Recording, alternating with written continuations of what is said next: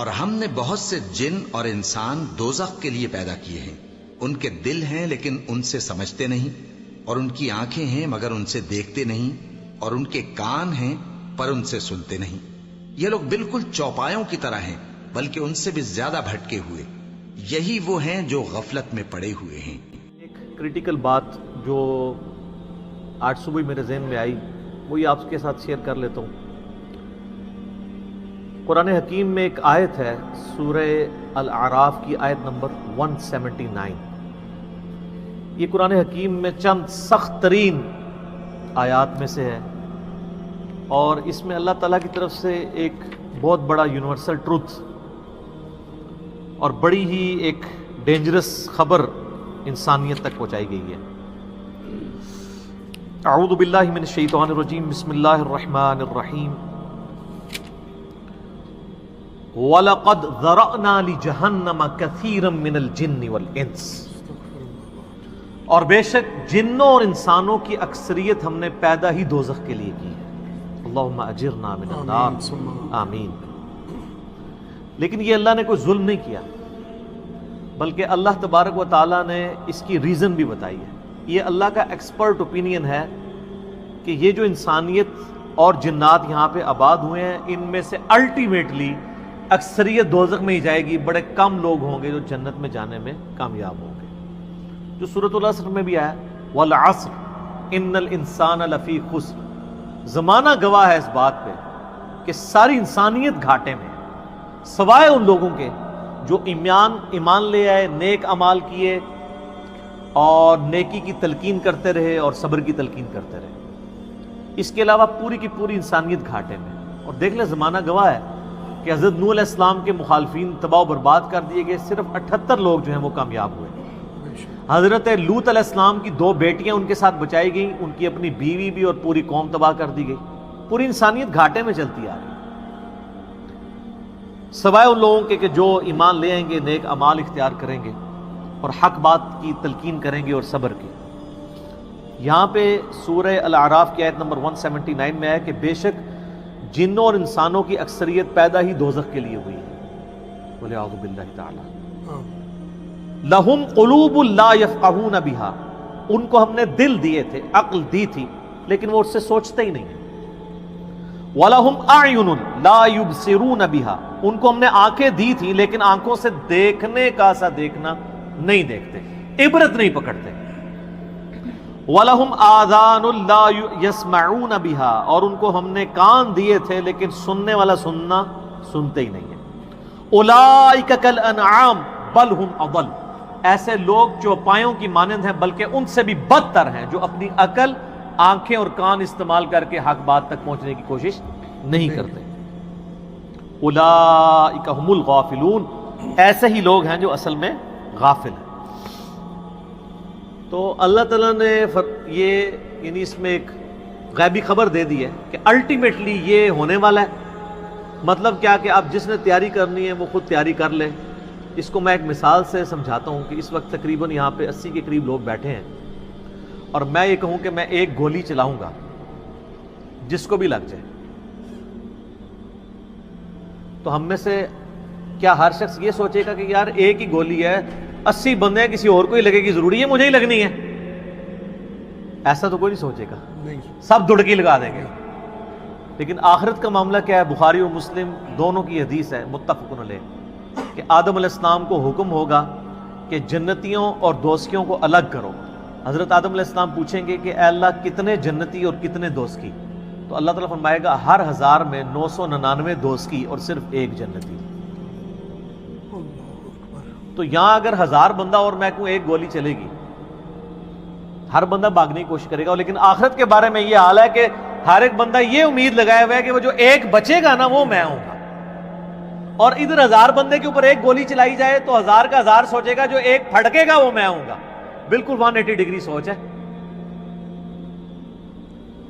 یا اس کو یوں سمجھے کہ میں کیونکہ ایک گولی چلاؤں گا 999 بچ جائیں گے، ایک کوئی لگے گی، کوئی نہیں کہے گا یار 999 بچنے ہیں تو چلو ایک میں بھی ان میں بچنے والوں میں ہوں گا، کیونکہ نا کدھر میں ہی نہ پھنس جاؤں۔ اور آخرت میں تو معاملہ بالکل الٹ ہے۔ بہت کریٹیکل ایشو ہے، انسان کو اپنی آخرت کی فکر کرنی چاہیے۔ اللہ کو سیریس لینا چاہیے. جو لوگ دنیا میں اللہ کو سیریس لیتے ہیں وہی اپنی اصلاح کر لیتے ہیں، ورنہ اللہ تو بے پرواہ ہے. یقین کریں، پوری کی پوری انسانیت دوزخ میں چلی جائے اللہ کو کوئی پرواہ نہیں ہے، پوری کی پوری انسانیت جنت میں چلی جائے اللہ کو کوئی پرواہ نہیں ہے. اور یہ جو اکثر لوگ مثالیں دیتے ہیں کہ جی دیکھیں کوئی ماں اپنے بچے کو کیسے دوزخ میں پھینک سکتی ہے، تو اللہ تعالیٰ تو ماں سے بھی بڑھ کے محبت کرتا ہے، وہ کیسے پھینکے گا؟ بھائی اس لیے پھینکے گا کہ اللہ تعالیٰ کے وہ احساسات نہیں ہیں جو ایک ماں کے ہوتے ہیں. ماں تو اپنی نفسانی خواہش یا محبت کی وجہ سے مغلوب ہو جاتی ہے، لیکن اللہ مغلوب نہیں ہوتا. اللہ تعالیٰ کیا فرعون سے اس کی ماں سے بڑھ کے محبت کرتا ہے جو اس کا باغی ہے؟ یہ محبت تو ان لوگوں کے لیے جو اس کے تابع فرمان ہو. جو اللہ کے دشمن ہیں ان کے بارے میں تو اللہ تعالیٰ فرماتا ہے انا من المجرمین منتقمون، ہم مجرموں سے انتقام لے کے چھوڑیں گے. ان کے لیے یہ معاملہ نہیں ہے. ہمیں تو یہ بتایا گیا ہے اللہ تعالیٰ ایک بوڑھی نانی اماں ہے جس نے یہ ایک نعوذ باللہ ایک سسٹم چلایا ہوا ہے، اینڈ پہ سب کچھ چھوڑ دے گا. نہ، اگر یہ بات ہوتی تو انبیاء کرام علیہ السلام کی تعلیمات اس طرح کی نہ ہوتی کہ لوگ جو ہے وہ کیجول زندگی گزارنا شروع کرتے ہیں. بڑی سٹرکٹ تعلیمات ہے. جامعہ ترمذی میں حدیث ہے کہ سیدنا عثمان غنی رضی اللہ تعالیٰ عنہ علیہ السلام کے بارے میں آتا ہے کہ وہ جب کبھی قبرستان جاتے تو اتنا روتے کہ ان کی داڑھی آنسوؤں سے تر ہو جاتی. تو اصحاب پوچھتے کہ آپ کے سامنے جب جہنم کا ذکر ہوتا ہے آپ پہ اتنی خشیت طاری نہیں ہوتی، لیکن قبرستان میں قبر کے سامنے یہ معاملات آپ کے ساتھ کیوں ہوتے؟ تو انہوں نے کہا کہ میں نے نبی علیہ السلام سے خود سنا تھا کہ قبر آخرت کی منزلوں میں سے پہلی منزل ہے، جس کی یہ منزل پھنس گئی اس کی اگلی منازل مشکل ہو جائے گی، اور جس کی یہ منزل آسان ہوئی اس کی اگلی منازل آسان ہوتی چلی جائے گی. یہ وہ شخص کہہ رہا ہے جسے 3 دفعہ جنت کی بشارت ملی ہوئی ہے. ہمارے پاس کوئی جنت کا ٹکٹ نہیں ہے، اور ہماری بے پرواہی اپنے عروج کے اوپر ہے.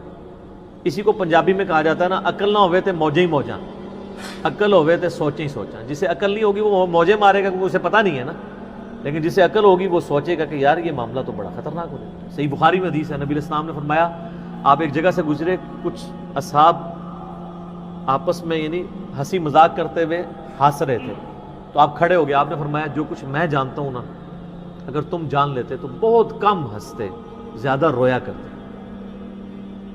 بہت سیریس کیس ہونے والا ہے. صحیح مسلم میں حدیث ہے، آپ علیہ السلام فرمایا میں نے ارادہ کیا کہ میں اللہ سے دعا کروں کہ تمہیں عذاب قبر سنوا دے.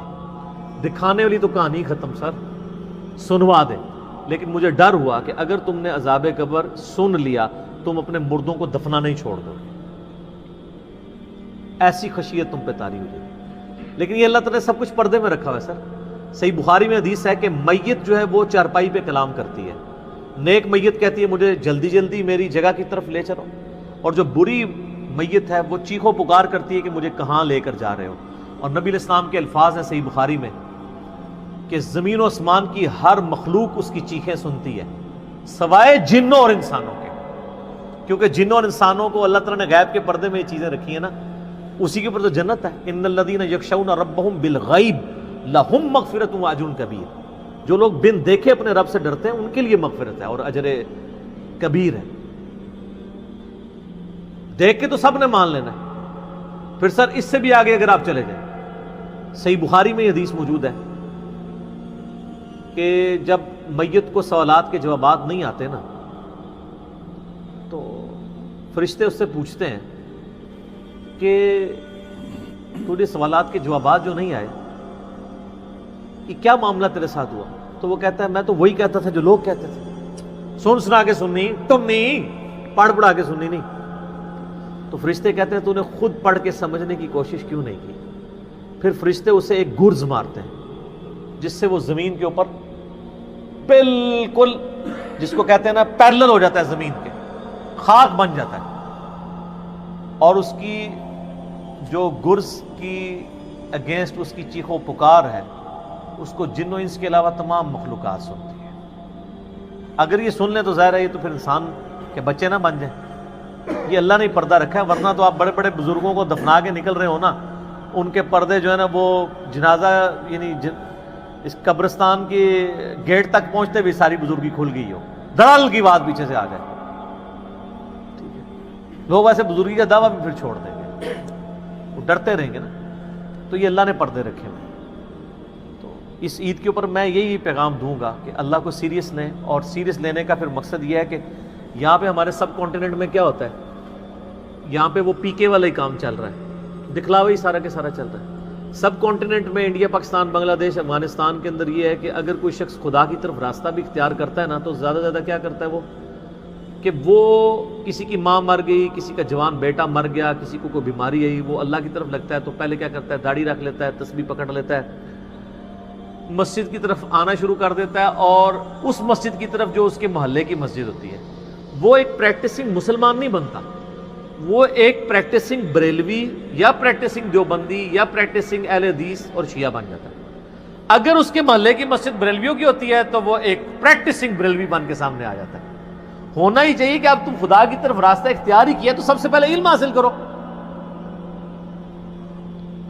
انما یخشی اللہ من عبادہ العلماء, اللہ کی خشیت تو اہل علم کو ہے.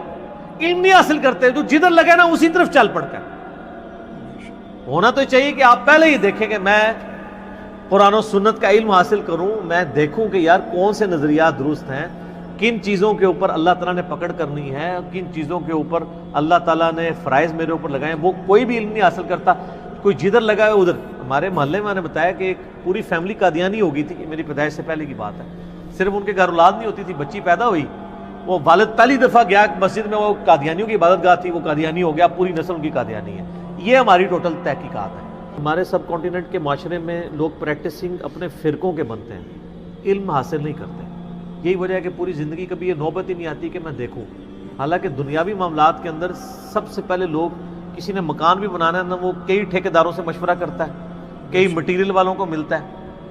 کہ کیا ہوتا ہے کہ وہ صبح مکان شروع کرا دیتا ہے, پوری فیزیبلٹی بناتا ہے, پوری پلاننگ کرتا ہے. لیکن ایک دین کے اوپر چلنا ہے جس کے لیے کوئی پلاننگ نہیں, کوئی فیزیبلٹی نہیں, جو جدھر لگا وہ لگ جاتا ہے. اس وجہ سے پوری زندگی لوگ نماز پڑھتے رہتے ہیں, ان کو یہ نہیں پتہ چلتا کہ نماز کا سنت طریقہ کیا ہے, اس کے اندر کیا کچھ پڑھنا ہے, اس کے کیا مسائل ہیں. کتنے شادی شدہ لوگ ملتے ہیں, بچے بھی جوان ہو چکے ہیں, ان کو غسل کا طریقہ ہی نہیں آتا.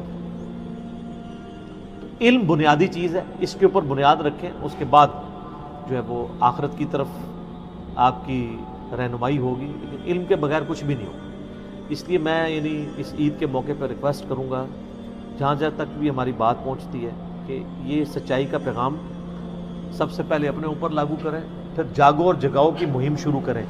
انسانیت کو بتائیں کہ کتنی بڑی مشکل میں وہ پھنسنے والے ہیں, کتنا بڑا معاملہ ان کے ساتھ ہونے والا ہے. اور یہ اتنا بڑا معاملہ ہے کہ یہ تو چوکوں پہ کھڑے ہو کے اور بڑی بلڈنگز کی چھتوں پہ کھڑے ہو کے اسپیکر فٹ کر کے لوگوں کو یہ بتانے کی ضرورت ہے.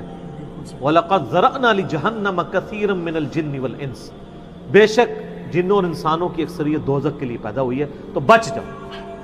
ہماری حالت ویسے یہ ہے کہ ہم تو ایک بلی کو بھی آگ میں گرتا ہوا برداشت نہیں کر سکتے, لیکن ہم یہ راگنی الاپ رہے کہ انسانیت نے دوزخ میں گرنا ہے اگر انہوں نے اللہ تعالیٰ کو سیریس نہ لیا اپنی زندگی کے اندر. تو یہی پیغام ہے جی, کہ لوگوں کو یہ آیت سنائیں, خود بھی آخرت کی فکر کریں, لوگوں کی بھی آخرت کی فکر کریں, اور علم کی بنیاد پہ, تاکہ عقائد کی بھی اصلاح ہو اور اعمال کی اصلاح.